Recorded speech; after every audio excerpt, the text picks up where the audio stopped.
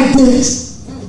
In Ephesians chapter number 4, that we henceforth be no more children tossed to and fro, carried about with every wind of doctrine by the sleight of men, cunning craftiness, whereby they lay in wait to deceive. And he keeps on writing. He goes over to 1 Corinthians chapter number 13.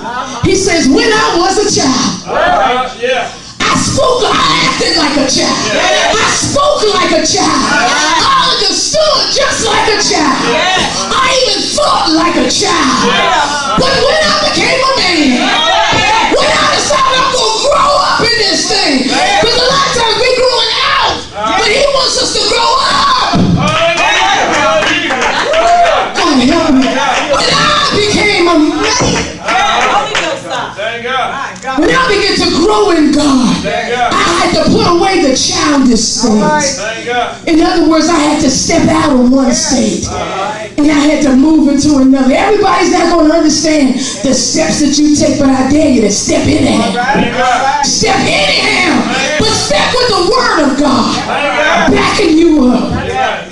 And I want to say, anybody in here today that's ready to move, Bishop's ready. I feel it. She's ready to move. I heard it. You want to move with her? Somebody is in here ready to move.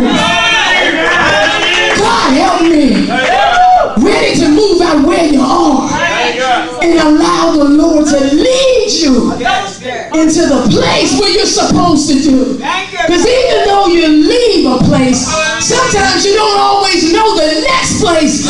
But he said, I will guide thee. I will guide thee, and I'm going to do it with my eyes. You can't see what I see. I'm going to do it all the way. From earth to glory, I'm going to lead you. And I found out, even in the midst of a move, you got to know what to carry, and you got to know what to bear. Everything can't go when you're moving. Not in God. You got to know what I'm going to carry. Dig your hole. You got to know what I got to bury. What's dead? What don't have no more life? It may have worked in another season, but not what I'm going today. Amen. And it reminds me of Abraham. When he got to a point in the journey, that's what I hear in this house. We get ready to get to another point in the same journey. And he's talking to the crew. And he says, y'all just stay here with the asses. And me and the boy, me and the lad, we get ready to go and worship. You know, because as you get closer, the traffic gets thinner. The crowd gets thinner as you get closer to your destiny. Because sometimes the place where God has you for a minute, only thing that can fit is you and your sacrifice. Just you and the sacrifice. That's the only thing that can make the journey. Until he gets you rooted and grounded, then you can bring others. But there is a place that all of us got to go. Just me and my sacrifice. Just me and my sacrifice. But I am coming back. He said, we will be back. We will be back. But God got to prove something in me first. Then I can impart it in you. My God. Everybody can't go because everybody can't fit. Everybody can't fit in this next place. Even in the natural, when you move, and I know we've all moved from houses to houses. You don't take everything in the house. Some stuff you should have thrown away while you were there. And everybody might not understand, but some stuff is just seasonal. This ain't the time for no fur coat. Even though it looks good on you, it ain't good for you because you've been passed out. Because it's almost 90. It's seasonal. And David, I love him. He had to remind the king at the very concept of him approaching his next season.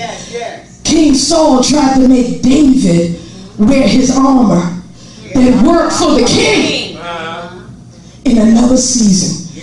But David had to let the king know. David said, I I know I don't look like much, and a lot of people tell me that, but you gotta let them know I've been working on something. That's right. Thank you, God. I know I might not have said a whole lot in your presence, but back up in the wilderness and back up in the midnight hour, I've been in there working on something. David said, I've been working on something. I know what you got look good, but I've been working on something. David had to let the king know, even though you ain't seen me in action. Trust me when I say I've been working on something. And David had to let the king know that he was just waiting. You don't see these stage hands, you know, when they at the theater and you in your closet. Anybody in a closet? In a closet. You in your closet just waiting for the stage hand to knock on the door. All they do is knock. You got to open it, and the stage is yours. God help me, David. Waiting on the stage hand. Knock on this door and say, it's your turn now. Just waiting for the curtain to open. But when it opens, you got to be ready. You can't be sitting back eating bonbons, talking on the phone, wasting time. You got to be ready. And I wonder, is anybody, I know I feel it in here, somebody in here working on something. I ain't got to ask, I got it in my notes, but I know, I feel it. Somebody's in here, you're working.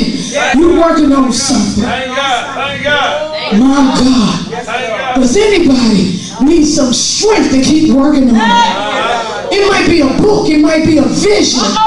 It might be a marriage, working on it, a business, I'm working on it, my ministry, my gift and my talent, I'm working on it. Heard about it in Sunday school days. You got to work that thing as unto the Lord. The Bible even says Nehemiah, while he was working on something, the enemy came in, and the scripture says he had a weapon in one hand and a tool in the next. You gotta keep working, even in the midst of opposition. Get your weapon in one hand, and my weapon is my praise. And get your tool in the next hand, and work that wall. Work it until it becomes everything God ordained it before the enemy showed up. And even though you're rocking your rag, because I got my rag and I got my rock, it might not look as good as your shield, but it works for me. And even though you're rocking your rag, it might not look pretty, because you know we want to look pretty. We want to satisfy. You know, I'm a spitting preacher. I know that. Might not look good, but it's working for me. Might not be ready for TV yet, but it's working for me. My God, it's working for me. And he gets the job done. That's all he's looking for. He ain't looking for form and fashion. Amen. Get the applause of people. He says, if your ways please me, I'll let your enemy be at peace with you. Amen. And how many know the enemy of your soul, he will try the firmest of anchors. That's why I told the brother, I said, the song you were singing, if your soul's not anchored, I said, you have confirmed the word today. Because there is a storm out, and some storms are in. And some stuff without, and there's some stuff in. And it's over, and it's coming this way. But if your soul's not anchored, he will try the strongest of anchors. And this church has been established for 13 years. And I have not one doubt in my mind that it will continue to be established over 13 more. Amen. Amen. Because if you build right, you last. That's it. You got a firm foundation. And what I love about Pastor Bays, Bishop Bays, she gets involved. She gets involved in the spirit of the Lord. She ain't sitting there fanning and in the back waiting for her turn to come. She's in here and praise and worship. I love that. She ain't all that. She right here blessing God. Shout. My God, I love that. Because everybody's not like that. Yeah. But the reality of it is the fact that we're living in a season and a time where everything that can be moved, everything that can be changed, everything that can be uprooted, everything that can be shaken or destroyed, that's exactly what's happening. I was listening to the news just the other day, and Hewlett Packard, which is a well-known Xerox company with copiers and fax machines and all that, they laid off 27,000 people. Wow. And I even heard just a couple of days ago how NASDAQ, the Facebook company, they were doing all this trading. It was a glitch in the system. God help me, I could go right there. The God, I say, he never shuts down. You think the thing went over and you turned the computer off and you rested, and they never got connected, and they lost millions of billions of dollars. It was a glitch, but never in God.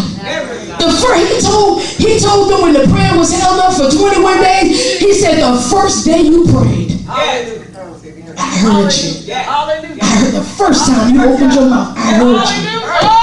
The first time. The world system has just not changed. It's failed.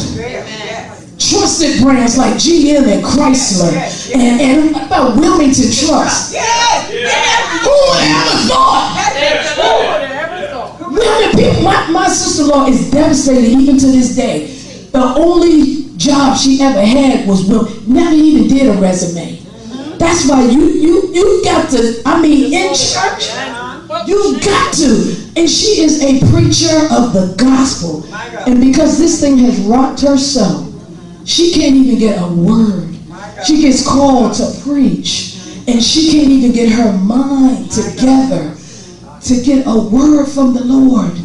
And the devil is a liar. And you know when they got all these prophets in the house and all of that, it don't mean nothing if you can't stay rooted in the word of God. He said, I am your source. Everything else is a resource. And she is so jacked up, she can't even function. She sent me a message. She said, I forgot about your graduation. Her mind, she never misses anything that the Lord does for me. She's always there, number one supporter. But her mind can't get a job. Thank God. Thank God. These well-known stable industries have begun to crumble and fall apart at the seam. You know, I'm not a sewer, but you know when the seam goes out, it's a wide open. It ain't nothing connected. Everything unravels when the seam is gone. I think they start there. I don't know. But even the real estate industry, the housing market, the unemployment rate is the highest it's ever been. And if this spiral decline in the financial and housing market, if it doesn't get the attention of the world, I pray that it gets the attention of the church. Yes. You see, the enemy has attacked the very thing that we need to survive. We do need finances, but we're not going to get up in the way that he wants us to get it. You know, and this is what the Lord said to me.